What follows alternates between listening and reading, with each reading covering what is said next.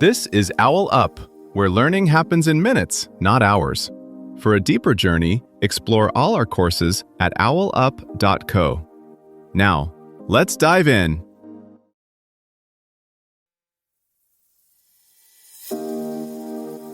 Welcome back to How to Open a Small Business.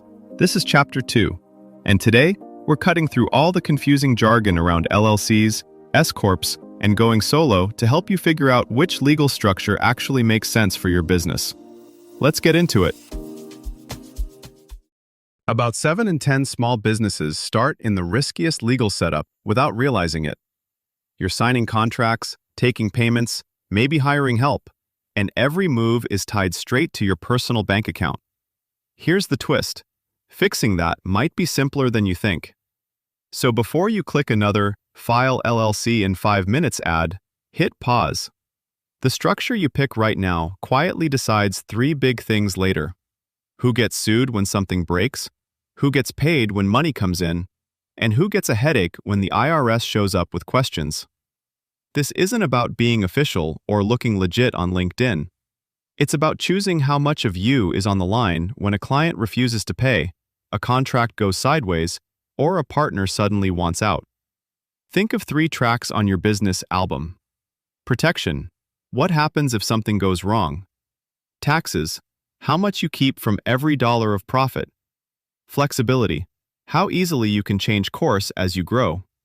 Over the next few minutes, we'll map these tracks for solo, LLC, and S-Corp, so you can pick a structure that matches where you are now without boxing in your future. Here's the sneaky part. The government doesn't care what your website says you are. It cares what box you checked on a form months ago. Clients, banks, and even potential co-founders will treat you differently depending on that choice. Some setups make it easier to bring on a partner, raise a bit of money, or separate your freelance gig from the product you're quietly building on nights and weekends. Others lock you into habits that are cheap now, but expensive to unwind later. We're going to zoom in on the trade-offs at your current stage, not some imaginary future empire. Let's start with the default path, staying solo with no formal entity. In practice, this is just you using your own name or a simple DBA, sending invoices, and reporting everything on a Schedule C. It's fast, cheap, and invisible. No new bank accounts, no extra filings beyond what you already do in April. For a tiny, experimental project with a few $100s at stake, this can be totally fine. The real question is, how long do you want everything you do in the business to point straight back to you? Now layer in an LLC. On paper, it's just a state-level wrapper you bolt around the work you're already doing. You still control the money, still decide who you work with, still file a personal return. But you also get a clearer border between you and the thing you run. That border only holds if your behavior matches the paperwork.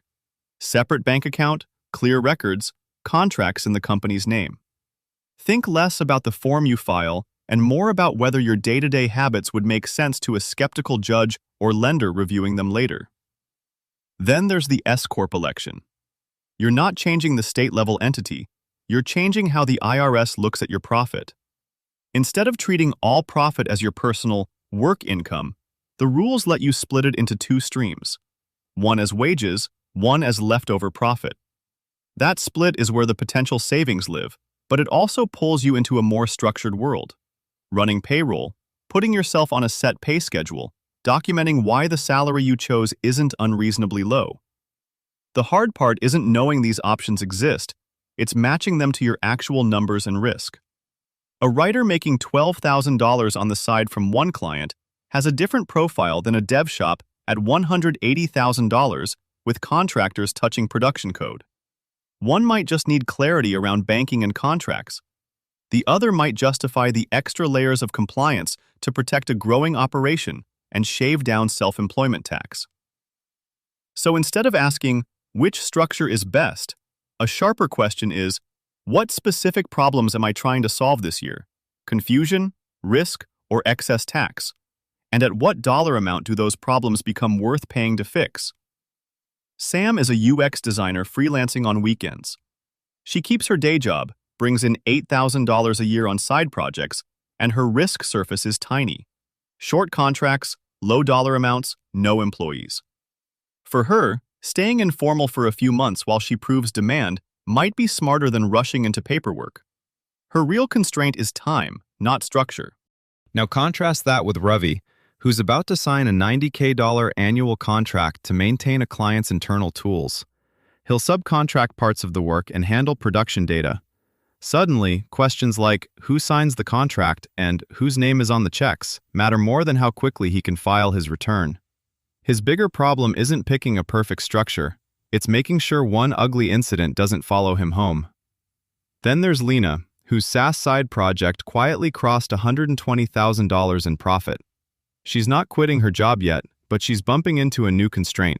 How much of that profit will reliably stay hers each year, and what rules she's willing to follow to keep more of it? Law around all this isn't static, it shifts under your feet. Think of how streaming flipped music. Same songs, new distribution rules. A structure that feels obvious this year might look expensive or clunky after a single change to deductions or state thresholds. That's why the real skill isn't memorizing today's best setup. It's building a lightweight review rhythm, so when rules or your revenue jump, your entity choice can evolve with you. You don't need a perfect answer today, just a version that fits your current season. As your revenue, risk, and goals evolve, your entity can too. Think of it like upgrading lenses on the same camera body as your shots get more ambitious. The real win is staying agile enough that paperwork never dictates what your business is allowed to become. Before next week, ask yourself, 1. If my business brought in the exact revenue I expect this year, how much would I actually save in taxes by switching from a sole proprietor, LLC, to an S-Corp after I pay for payroll, bookkeeping, and extra compliance? 2.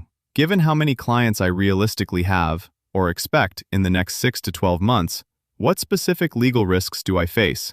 Non-payment, contract disputes, liability for my work, and does my current structure plus insurance really cover those? 3.